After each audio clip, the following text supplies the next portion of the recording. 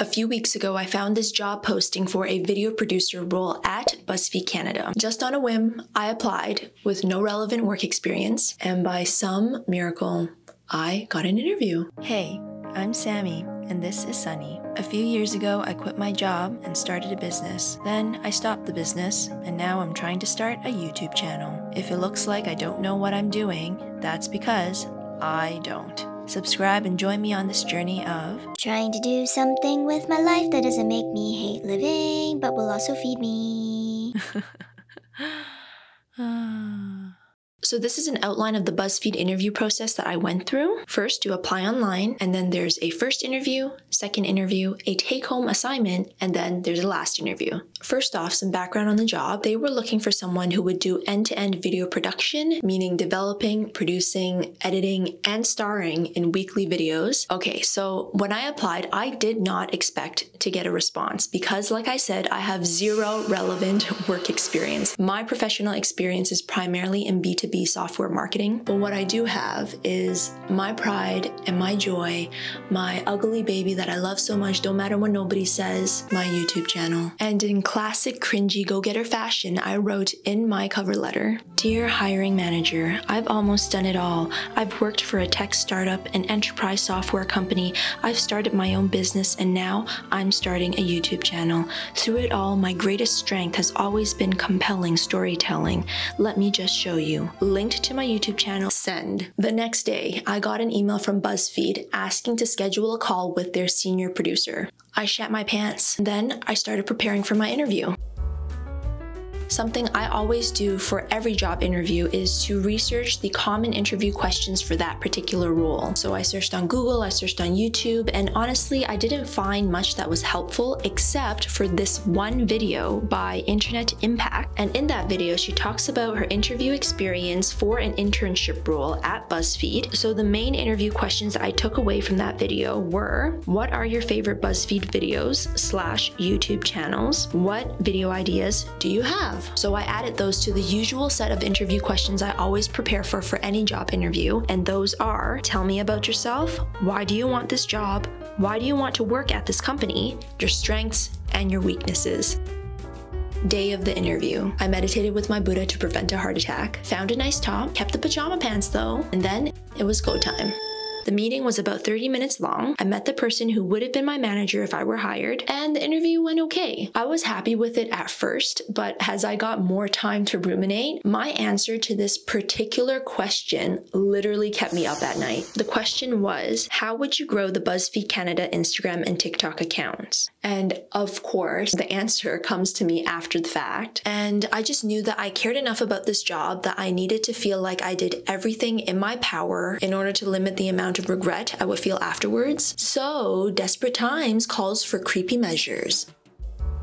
I went into full creeper mode. I found the interviewer on LinkedIn, sent them a connect request, and sent them a message including my refined answer to that question. Then I also emailed the HR recruiter who initially set up the call, and I packaged my email as, I have something that might help launch BuzzFeed Canada's social media accounts, and then asked them if they could kindly forward it to the hiring manager. The important thing about this process is that when you don't have much work experience, you really have to go the extra mile of proving yourself. So a few days went by. I was convinced I did not get the job. Then I got an email. I had made it to the next round of interviews. This time I would meet two people, the senior director of production and content operations and a content producer. So I shat my pants again and I went back into prep mode. I pretty much prepared for all the same questions, except I focused on the areas that I felt like I messed up on in the first interview. Then on top of that, since I had learned from the first interview that they intend on growing their TikTok and Instagram accounts, I actually summoned my Asian keener self and outlined a plan for exactly how I would do that with strategies and metrics for success. Spoiler alert, I did not get to use it in the interview. However, I still think that that's the sort of thing that you have to do when you don't have work experience on your side. So, day of the interview. Meditated, nice top, pajama pants, showtime. This interview was longer. It was an hour in total, 30 minutes with each person. The director person was definitely trying to get into the nitty-gritty with me a bit more. He asked me more technical questions about my editing, my workflow, the softwares I use. And a very interesting thing he did was that he asked me to pick a video from my channel And then he asked me to walk him through the process of me creating that video. I did not expect that at all, so I butchered it. But I think the gist of that exercise was him trying to get a sense of the things that I considered while producing and creating a video and my thought process behind it. Another noteworthy part of the interview was when he asked me to pitch him a video idea. Even though I had prepared for this question, I fucked it up real bad. There's just no other way to say it. But I feel like I did do something that helped turn it around a little bit by telling him at the end of the interview that, you know, I'm brand new. I don't really know how to pitch ideas properly, but I would love to know what are some of the things that he looks for when people pitch ideas to him. I feel like I could kind of tell that he appreciated that question, and it also helped calm myself down because, you know, job interviews are naturally very scary and awful, but I think a way that can help make it less intimidating is viewing it as an opportunity to collect information from experienced people already in the industry. So, a few more days passed. Once again, I am convinced I did not get the job. Then I get an email and I find out that I made it to the next round. This time, they want me to complete an assignment. The assignment was to create 2 TikToks intended for the Buzzfeed Canada account, and one of them had to be 7 seconds long. So basically, I had never created a TikTok before. Oopsie. I have like one of Sunny my dog, but that is literally it. So this is what I created.